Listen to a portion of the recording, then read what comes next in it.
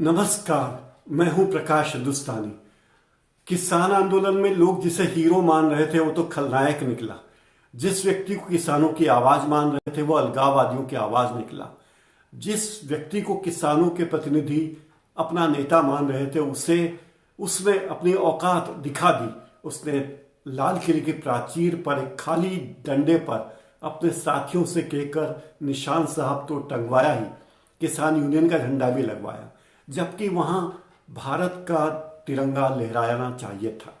उसने ये मौका नहीं दिया, बल्कि वो वीडियो बनाता रहा। वो व्यक्ति वीडियो बनाता रहा ये देखने के लिए कि आखिर किस तरह निशान साहब लाल किले की उस प्राचीर पर उस डंडे पर बैठे, कैसे सवार हो, कैसे लगाया जाए। और इतना ही नहीं, उस व्यक्ति ने वो सारे वीडियो वायरल करने की कोशिश की।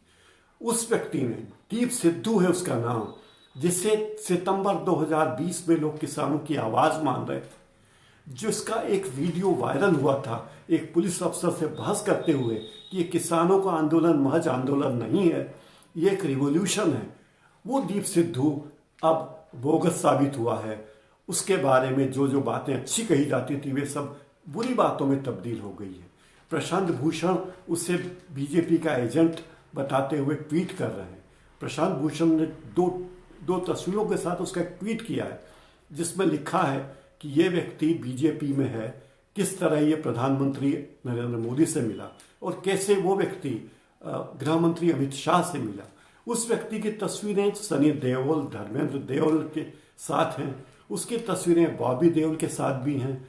उस व्यक्ति को सनी देओल अपना चुनाव एजेंट मानते थे, उसे अपना प्रतिनिधि मानते थे गुरदासपुर में।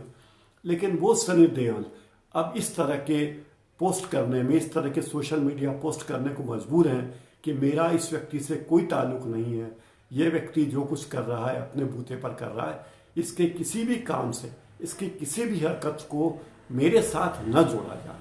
तो ये दीप सिद्धू नामक एक व्यक्ति सामने आया। ये वही दीप सिद्धू है जो गुरदासपुर में सनी देओल का प्रमुख चुनाव प्रचारक माना जाता था।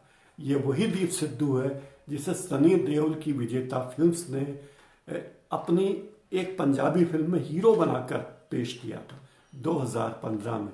ये वही दीप सिद्धू है जो किंगफिशर के मिस्टर हैंडसम में शामिल हुआ था। ये वही दीप सिद्धू है जो मॉडलिंग करता है। ये वही दीप सिद्धू जिसने पुणे में वकालत की पढ़ाई की है। ये वही दीप सिद्धू है जो एकता कपूर के बालाजी फिल्म्स का वकील है। ये वही दीप सिद्धू है जो किसानों की बात करता है, लेकिन इसके पीछे कोई और चेहरा छुपा है ऐसा कहा जा सकता है। किसान यूनियन के चडूरी हरियाणा प्रदेश के जो अध्यक्ष हैं वो पहले ही कह चुके हैं कि दीप सिद्धू हमारे किसानों की आवाज नहीं है।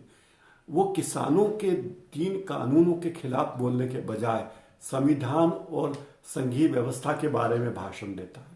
यहाँ तक कि भारतीय किसान यूनियन के लोगों ने तो उसे मंच पर आने से भी रोक दिया, उसे गेट आउट कर दिया। लेकिन फिर भी वो अपनी समानांतर व्यवस्था करके किसानों के नाम पर चला आया।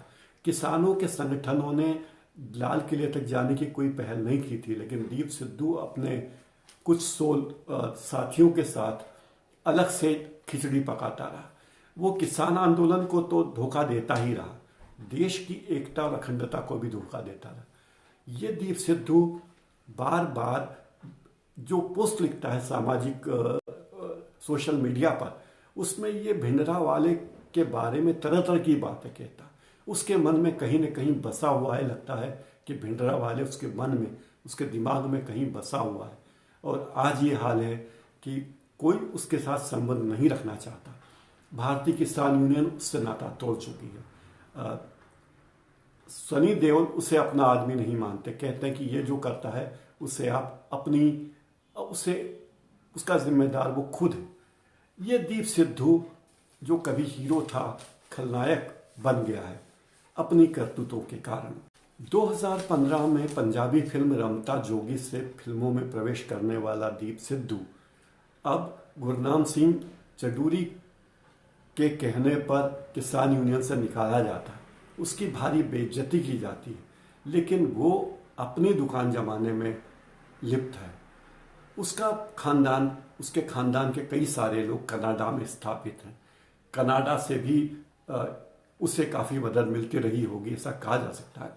अब एनआईए उस पूरे मामले की जांच कर रही है, उसके तमाम पहलुओं को देख रही है कि आखिर ये व्यक्ति क्या है, इसने कौन कौन से घोटाले किए हैं, दिल्ली को हिंसा की आग में झोंकने के लिए 26 जनवरी को उसने क्या क्या किया, इस सारे मामले में जांच हो रही है।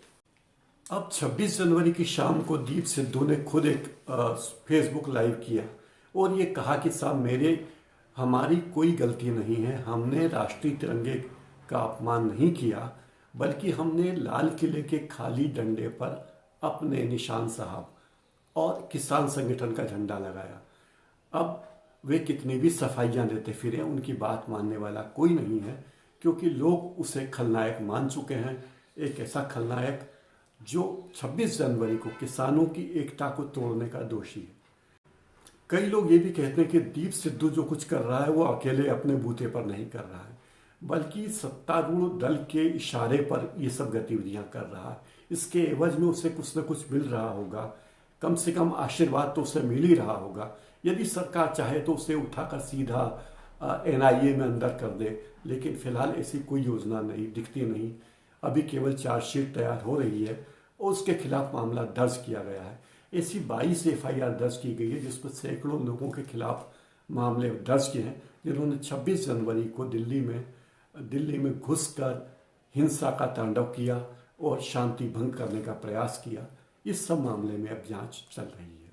आप दीप सिद्धू को पहचान चुके होंगे और अब दीप सिद्धू के बारे में आप क्या सोचते हैं, कृपया कमेंट बॉक्स में लिखें। मेरे इस कार्यक्रम को आप लाइक करें और सब्सक्राइब करें, और आगे से आप क्या चाहते हैं मेरे इस प्रोग्राम में, कृपया इसके बारे में भी मुझे बताने का कष्ट करें। आपका बहुत बहुत धन्यवाद।